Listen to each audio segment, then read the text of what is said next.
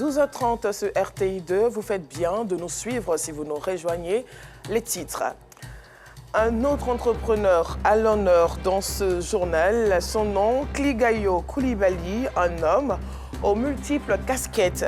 Et puis présidentiel au Sénégal, le pays se prépare au scrutin du 24 mars. Voilà pour les titres.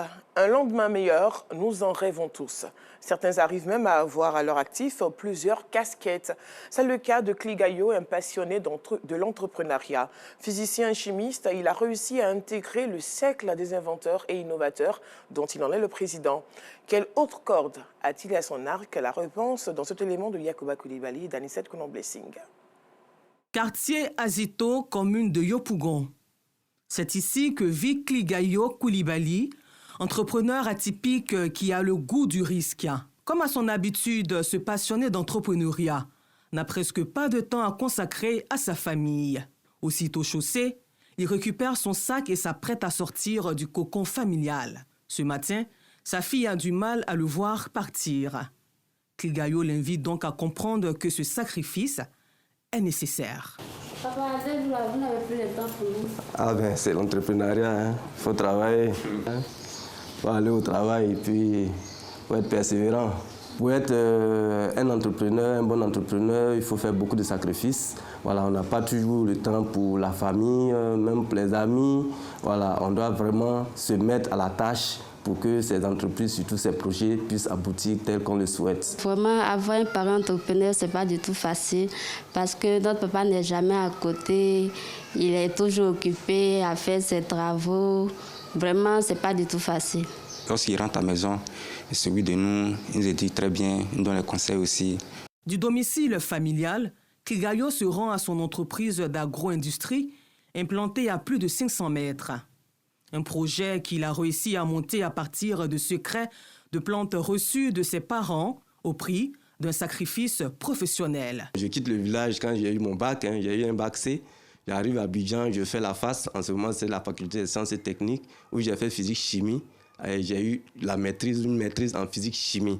Voilà, donc le côté chimique déjà me permet de comprendre tout ce qu'on appelle dosage, comment on peut agencer les conditions normales de température, de pression pour aboutir à un produit optimal. Donc j'associe cela plus tard donc, à la connaissance du village pour sortir des produits. Déjà très tôt, moi je me disais que l'entrepreneuriat peut mieux valoriser nos connaissances, mais en étant simplement professeur, on peut aider beaucoup, mais en étant entrepreneur, on peut encore mieux aider la population tout entière. Ces produits aux vertus thérapeutiques sont le résultat de la passion pour l'invention et l'innovation qui habite Kligayo. Il est à ce jour président de la Fédération des inventeurs et innovateurs de Côte d'Ivoire. Je suis plus focus sur ce qui peut améliorer le quotidien des personnes. Et quand on dit amélioration, ça veut dire c'est d'apporter des solutions nouvelles ou une amélioration de ce qui était déjà fait. Donc ça rentre dans le domaine de l'innovation. Donc moi, je suis aujourd'hui inventeur, innovateur. L'œuvre de l'esprit doit être sur le marché pour être monnayée et aider son créateur à atteindre ses objectifs plus nobles qui sont même la philanthropie. Kligayo a la chance de recevoir un partenaire prêt à sortir son activité de l'état embryonnaire. Un tour d'inspection de ce dernier à l'usine lui permet de découvrir l'impressionnant dispositif de la chaîne de production. Cette visite guidée ne laisse pas le partenaire de Kligayo indifférent. Ce qu'on vient de visiter est quand même très intéressant parce qu'on voit déjà qu'il y a de la maîtrise technique et de l'inventeur de ce produit. Et il a fait des investissements sur fonds propres qui ne sont pas négligeables. Et c'est un produit qui est apprécié sur le marché. Mais je pense qu'il n'aura aucune difficulté à faire l'extension de son usine et à le développer à un niveau industriel maintenant. C'est un partenaire qui est sérieux. Après l'enregistrement des dernières commandes, Kligayo se rend chez l'un des distributeurs qui lui donne une idée des ventes. Le produit se comporte bien, la rotation est bonne, il n'y a pas de retour négatif. Ça marche bien, quoi. Kligayo, physicien chimiste à plusieurs qualifications en réseau téléinformatique obtenues en Côte d'Ivoire, en France et en Israël.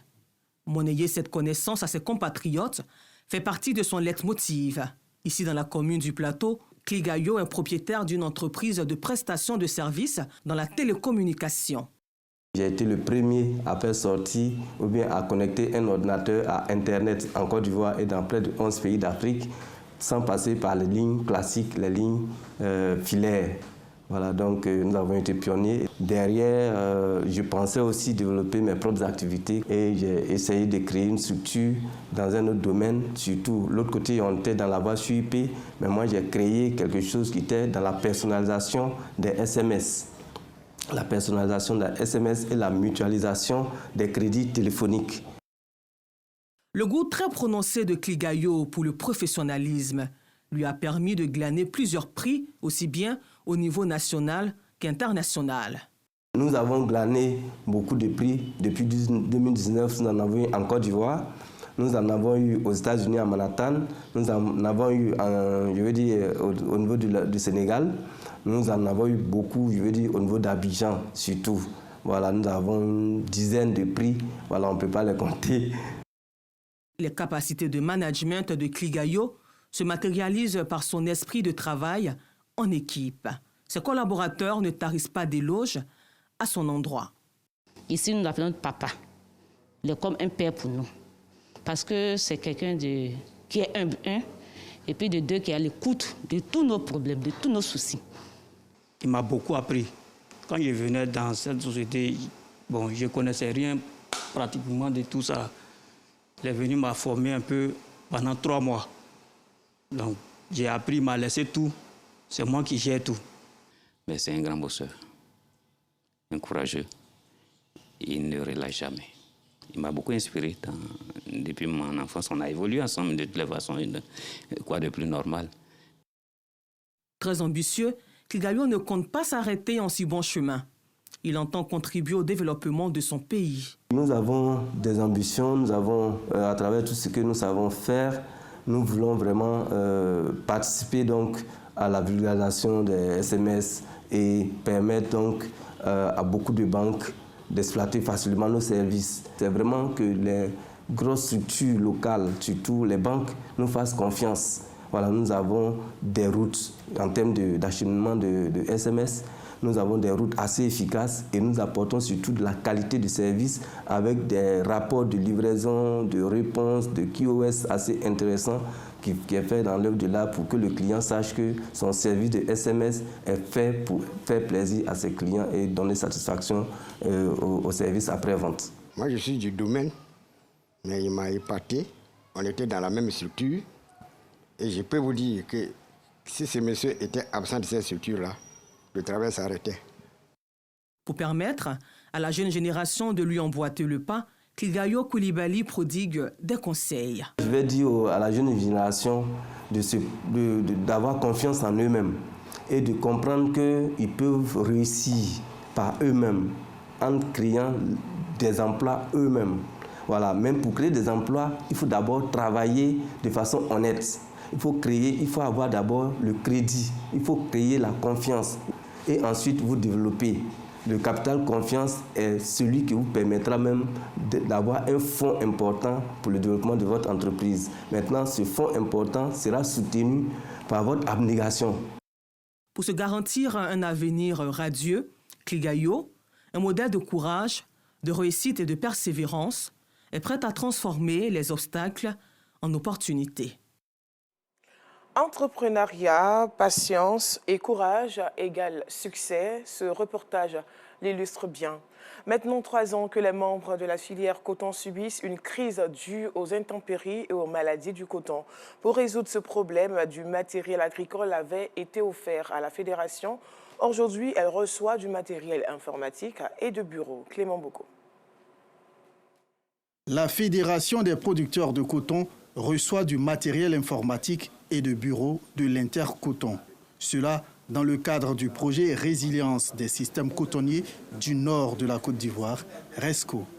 Pour les bénéficiaires, ces dons représentent un appui de taille. On se posait déjà la question, comment est-ce que nous allions assurer le bon fonctionnement de notre structure. C'était vraiment très compliqué parce que la production n'a fait que baisser. Nous pensons que franchement, à la réception de ce matériel, à l'utilisation de ce matériel, nous allons contribuer en fait à la relance durable de notre filière. Ça vient à un moment crucial pour nous, où effectivement nous sommes dans une période de difficulté, passagère bien sûr, mais en tout cas le don vient au moment opportun. Donc je voulais dire merci à tous ceux qui ont contribué à ce qu'on puisse avoir ce don aujourd'hui.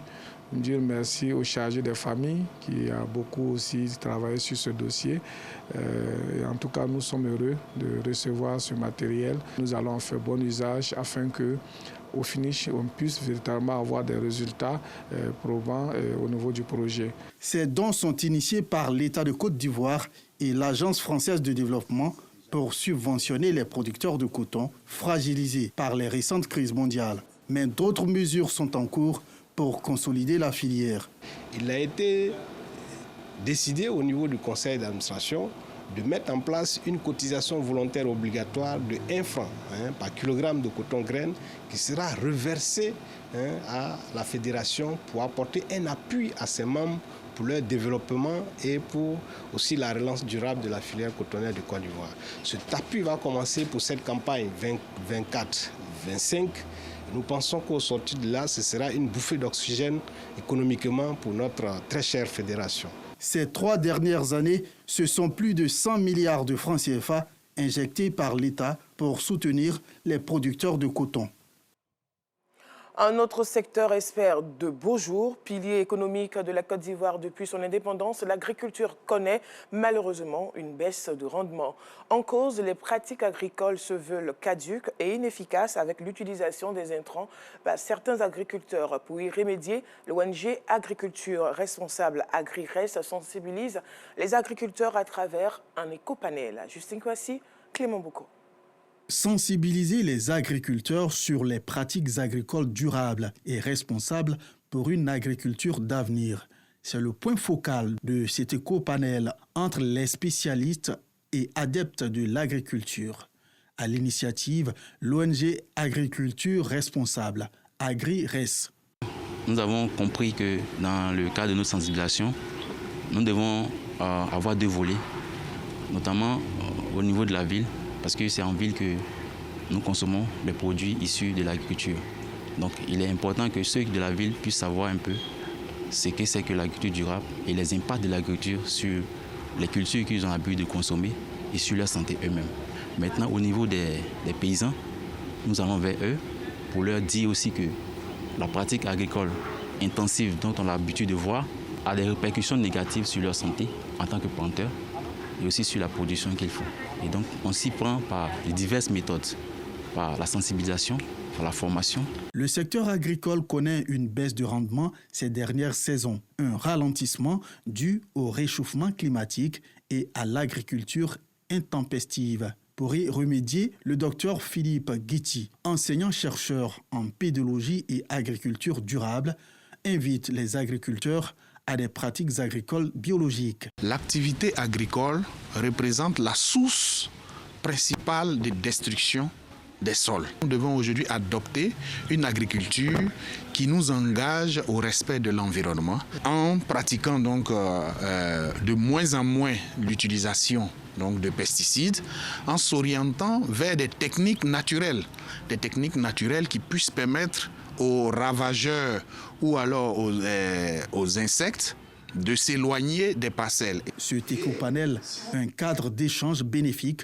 pour les participants. Nous avons eu des informations qui sont plus que édifiantes, qui nous amènent à se poser beaucoup de questions désormais par rapport à tout ce que nous mangeons, tout ce que nous avons sur le marché. Et cela nous amène à véhiculer un message à tous les paysans, à tous ceux qui sont impliqués dans l'agriculture ivoirienne, de consommer ou de produire durablement pour préserver la nature, pour préserver l'environnement, de sorte que notre alimentation, notre comportement soit éco-citoyen. L'ONG AgriRes entend multiplier ses actions de renforcement de capacité des agriculteurs pour une agriculture plus responsable. Dans le reste de l'actualité, les rues de Dakar sont en effervescence à l'approche des élections présidentielles sénégalaises. Ils sont attendus aux urnes ce dimanche pour un scrutin qui intervient après une période trouble sur le plan politique à l'annonce du report du scrutin du 25 février à la fin de l'année par Macky Sall.